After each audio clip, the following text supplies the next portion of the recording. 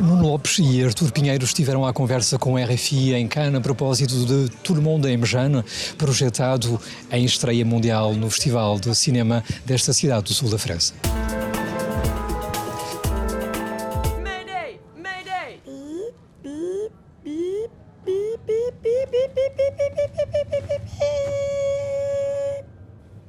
Je peux? Non. Oui. Boa tarde, temos o grato prazer de acolher o Nuno Lopes e Artur Pinheiro para a estreia mundial de Tout le monde aime Jeanne, aqui na Semana da Crítica do Festival de Cinema de Cannes. Obrigado por terem vindo.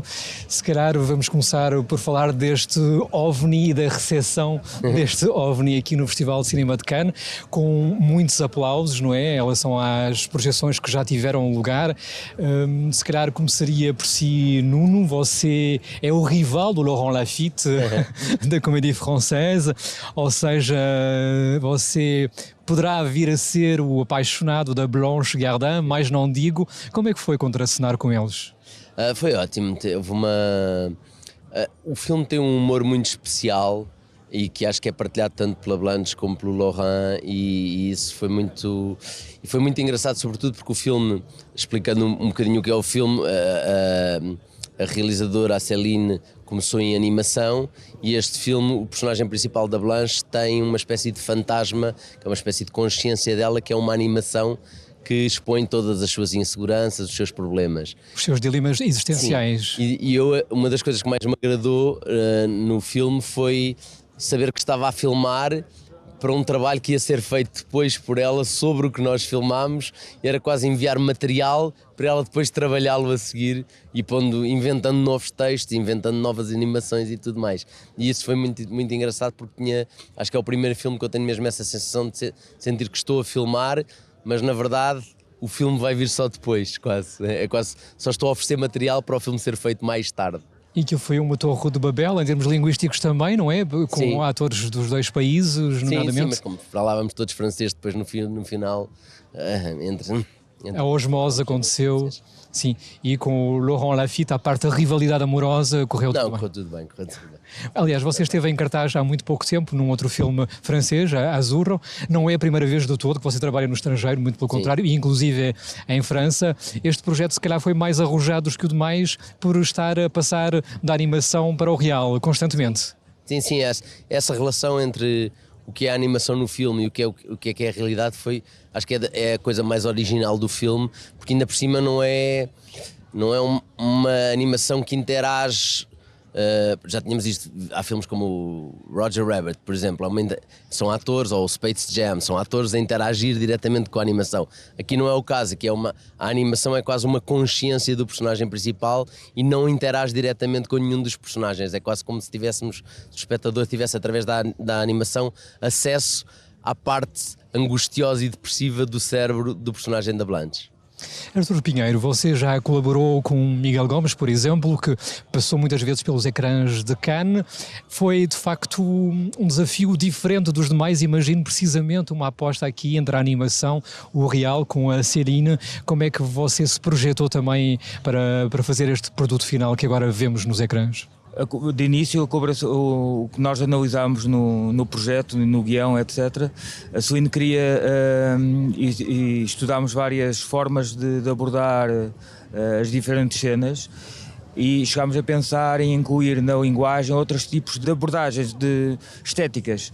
E então chegámos a pensar em incluir maquetes. Havia um pensamento de surgir a mãe, não como surgiu no filme, mas apenas com partes da mãe, tipo a mão, o pé, que iriam interagir com o quarto e com a casa, e havia ali uma assombração desta personagem ausente durante todo o filme, que ia para além da animação, ou que ia para além do que está agora na montagem final do filme. Mas ao fim de algumas semanas de trabalho, e depois de conhecermos o decor onde íamos filmar e de começarmos a fazer o projeto do decor, e toda a complexidade da animação e da voz off do Fantasminha, decidimos que era melhor abordar as outras perspectivas, as outras linguagens e ficarmos apenas pelas filmagens em real com os atores e depois a animação e o voz-off que a própria Celine fez e desenhou. Mas acho que as pessoas se interrogarão e porventura algumas não a conhecem tão bem. Ela já foi premiada aqui por filmes de animação, precisamente, e na seleção oficial. Como é que de repente esta realizadora decide avançar com um projeto envolvendo a França e Portugal, com o grosso das filmagens em Lisboa ou na região próxima de Lisboa? Como é que isto terá surgido? Será que nos pode esclarecer? Esta não é a primeira experiência dela de misturar animação com filmagens reais. Ela já tinha feito isso. Em Portugal, imagino que sim. Tinha feito uma curta que nos apresentou também e que também estudámos e que vimos como é que o processo depois, iria ser feito depois aqui no Tudo no Mundo Amejano. Portanto, não era a primeira vez. Ela já tinha uma noção do que ela tinha uma noção muito forte daquilo que ela queria alcançar.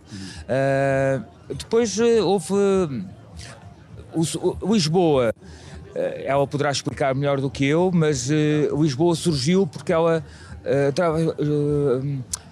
depois do prémio dela em Cannes, em 2016, ela foi a Lisboa, foi convidada, esteve acho que foi no Indie. Lisboa. Foi no Indie. E ela estava a passar por uma fase pessoal em que questionava muito a sua vida e a nossa civilização, a nossa sociedade. O turismo em Lisboa marcou-a muito, ela que está expresso no filme, né? A especulação imobiliária, a desertificação do centro da cidade, não é? Exatamente. E ela foi muito sensível a todos esses elementos e resolveu escrever esta história passada em Lisboa exatamente também por isso. Portanto, Lisboa aparece não como a cidade postal, mas com a cidade bonita que é e linda que é, mas que está, pronto, tem esta intrusão dos tempos modernos, que é o turismo e que é a especulação imobiliária e todos os outros problemas. E não deixa de ser engraçado porque à partida quem vende o turismo em Lisboa diz isto é feito para eles virem e é muito bom vermos depois uma estrangeira que critica justamente isso em Lisboa. Diz, Não esta é todos ao mesmo tempo, pelo menos, né? E isso é muito interessante. Sim, mas a sua atualidade não se esgota neste filme. Eu atrevo-me a falar também de uma outra, Restos do Vento. Você aqui é mais o galã, que está o rival do Laurent Lafitte, do João. Você é o Vítor, mas é simultaneamente Samuel no Restos do Vento do Tiago Guedes, onde aí é mesmo o assassino, não é? Não sou o assassino. Você... É um filme violento, mas eu não... Ele talvez não tenha morrido ali, mas enfim, é um filme mais sombrio, não é? Sim. Os filmes estreiam ao mesmo tempo. As rodagens foram quase simultâneas também. Como é que você se preparou para um e outro? As rodagens foram muito próximas uma da outra e foram preparações totalmente diferentes, porque esta é uma coisa muito mais leve e divertida de filmar mesmo. O outro teve a ver com... aqui, tal como eu dizia, era quase dar material à Celine para ela depois brincar com esse material com a animação e, portanto, muitas vezes que estava a filmar e estava a dizer ok, agora vou fazer a cena de outra maneira, porque assim ela pode aproveitar se tiver outra ideia para a animação.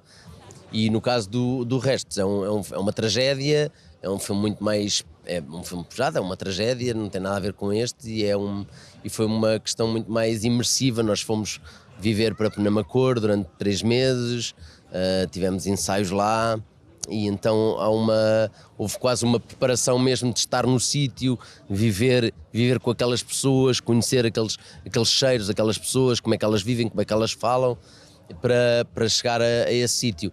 Encarnar este amor do pai que está prestes a tudo. O pai pode fazer tudo pelo seu rebento, não é? Sim. Essa, aliás, foi a parte mais difícil, confesso que foi a parte mais difícil para mim do personagem, imaginar-me como pai de um adolescente, porque eu nem sequer filhos tenho, e portanto foi uma das partes mais complicadas para mim, pessoalmente, de construir no personagem, foi imaginar que eu era pai do Ivo, que para mim é só um colega mais novo.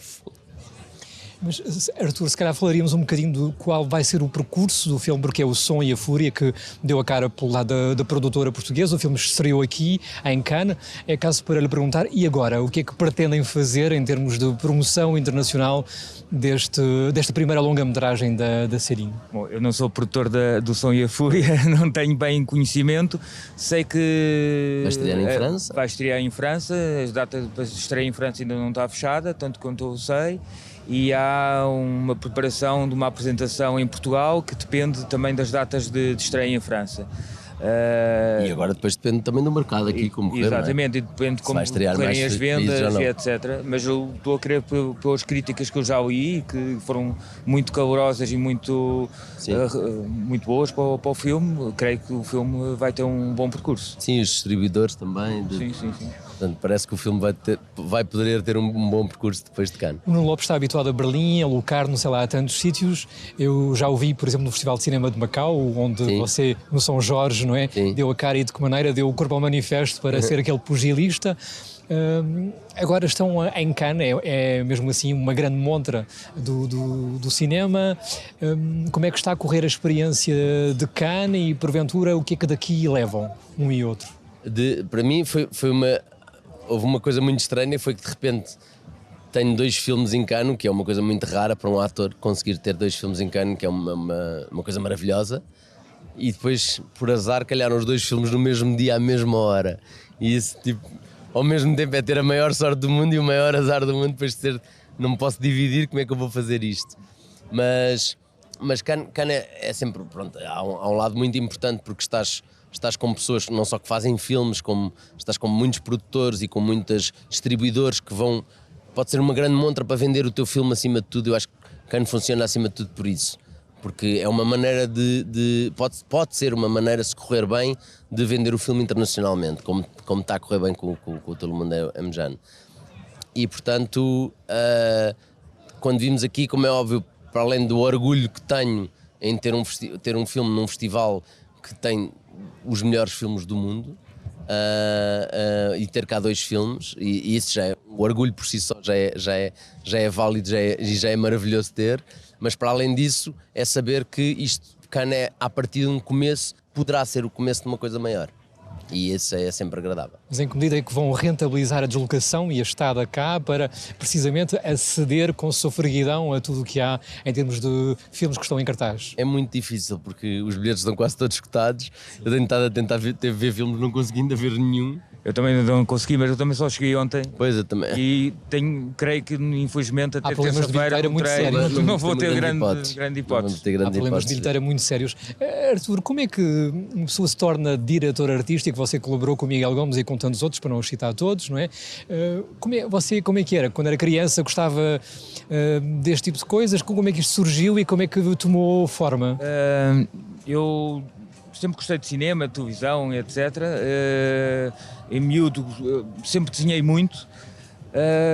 Depois de fiz secundária na António Rui, fiz design gráfico e no fim disso hesitei em ir para as Belas Artes ou ir para a escola de cinema, tirar um curso que na altura se chamava Realização Plástica do Espetáculo, agora chama-se Design de Cena, e optei pela segunda via.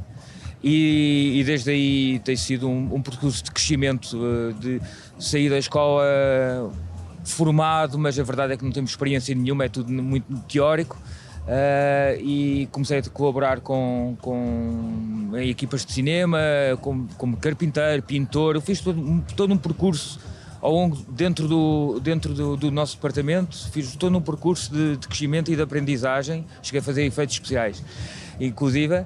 E depois tive a oportunidade, o convite de fazer um telefilme para a SIC em 2001.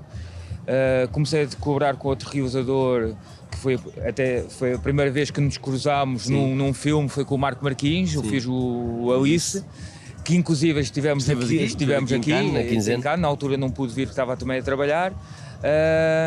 E tem sido um percurso de contínua aprendizagem e de trabalho, de muito gosto pelo que eu faço, de me dá-me muito prazer conceber, ajudar os realizadores a colocar fisicamente as ideias que eles têm nos guiões e que transmitem, quando recebemos um guião e temos uma descrição de um apartamento, como é o caso aqui no Jane, que cela lá dentro todas as memórias e a essência de uma mãe que morreu, e que a personagem é confrontada com e agora o que é que eu faço com isto, e tem que despejar a casa, e ao mesmo tempo a despejar a casa está a rever todos os momentos e toda a personalidade da mãe.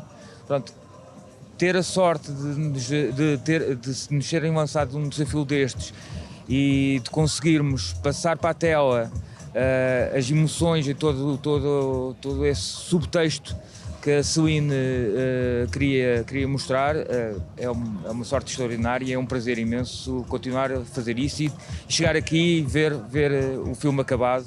É um orgulho muito grande também. Realmente, em que medida é que se ultrapassou o lado complexo e esmagador do Manuel de Oliveira relativamente ao cinema português, porque ele esteve tão ligado à França e tão ligado a Cannes durante décadas, não é? E de repente, pronto, ele já nos deixou. Durante muito tempo, claro, o cinema português e europeu esteve órfão dele e agora acho que de alguma forma se conseguiu virar uma página e os realizadores contemporâneos estão a conseguir também se ingrar em termos de visibilidade. Qual é a vossa percepção? Eu acho que sempre há uma relação, como é óbvio, do Manuel muito forte com Cannes, mas acho que Cannes sempre sempre acolheu outros realizadores portugueses, o Pedro Costa, o João César Monteiro, e acho que, por exemplo, este ano temos cá 4, 5 filmes, não é? Uma curta de animação. Acho que são 4 ou 5 filmes portugueses, que é extraordinário para o tamanho da nossa cinematografia. Eu acho que felizmente nós apesar de termos uma cinematografia muito pequena, porque somos muito pouco apoiados pelo Estado, a verdade é essa, temos uma cinematografia muito rica e muito própria. Os realizadores têm visões muito diferentes uns dos outros. Acho que não há um estilo de cinema português. E isso o que faz com que muitos realizadores sejam interessantes, porque têm uma visão muito própria, e acho que este festival tem sabido acolher muitos deles. Perfeito, muito obrigado a ambos por terem vindo. Obrigado. Até aqui à RFI. Artur Pinheiro, diretor artístico, e Nuno Lopes, ator português, foram os convidados da RFI.